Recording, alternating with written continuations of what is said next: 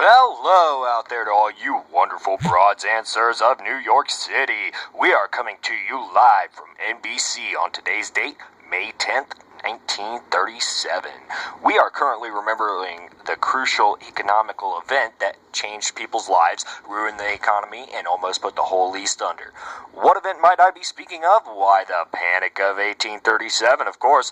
Bust out the cab, grab some hooch, grab your favorite doll, and while you're at it, throw on some of that new fancy swing music, you crazy cats. So sit back and let me, your host, Vito Scaletta, educate you a little bit right after this song. He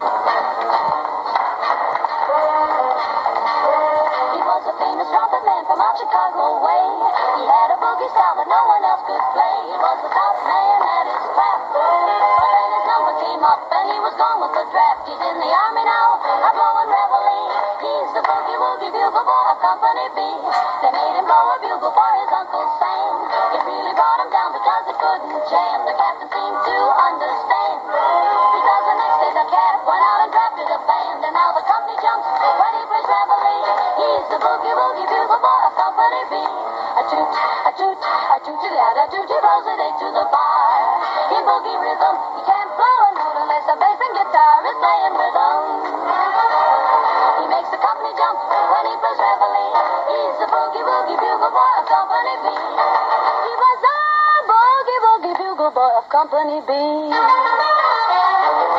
when he played boogie woogie bugle, he was busy as a blues bee. And when he plays, he makes the company jump A to the bar. He's the boogie woogie bugle boy of Company B. Toot-toot-toot-toot-da-da, toot-da-da-da, toot-toot, he blows it A to the bar. You can't blow a note if the bass and guitar isn't with on.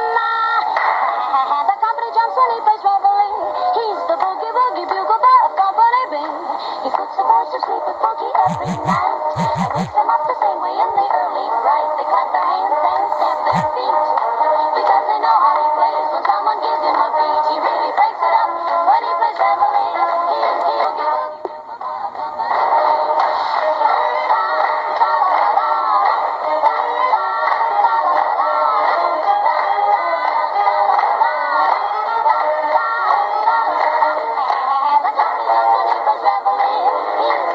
woogie bugle boy of Company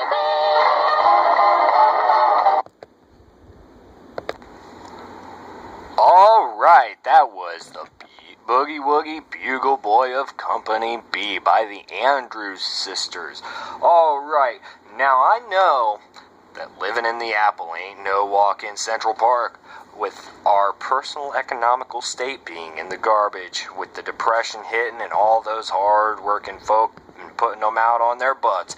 However, believe it or not, a similar economic crash hit us 100 years ago. That's a century, ladies and gentlemen. That is a really long time, but also really short. Ladies and gentlemen, I present the topic at hand, the Panic of 1837. Just what am I talking about? Well, I'm glad you asked. You see, the summer of 1837, these U.S. states were just coming off of a recession, which in fact helped start all this out. In turn of the recession, the price of goods and such went up naturally. Now I know, what are you all thinking? How could a silly increase in goods and services compare at all to what we are going through? Well, simply enough, the recession was only the first thing to come out of all of this. This would soon become one of America's first nationwide economic calamities to impact not only the U.S. dramatically, but also Great Britain and other trading countries partnered with the U.S.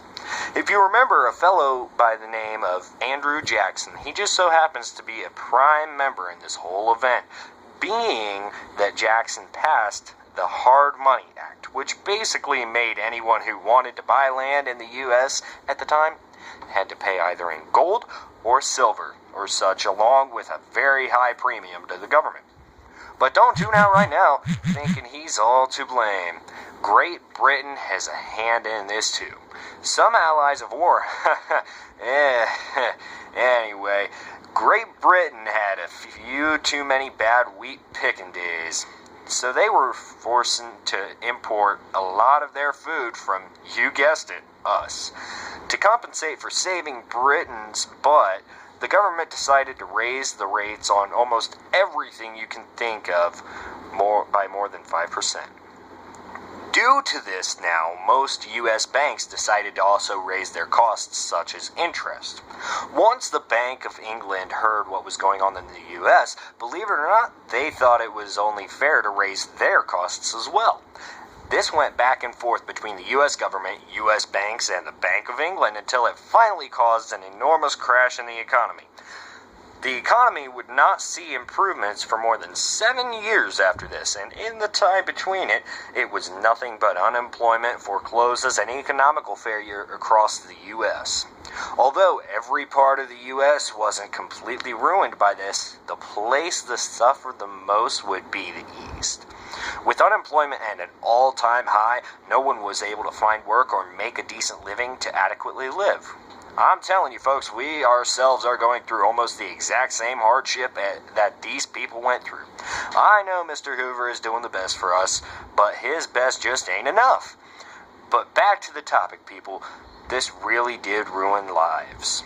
I mean, almost every bank and business on the east side of the U.S. was either completely ruined or severely damaged economically. All in all, the Panic of 1837 nearly ruined half of the U.S. as we know it. It was truly a time of severe unemployment and doubt if we could really recover from it. This day marks the day of the 100th anniversary of the Panic of 1837. I hope everyone out there can relate to how it must have felt way back when. This has been your host, Vito Scaletta. I hope you all learned something and all have a lovely night. Good night from NBC. Now a word from our sponsors.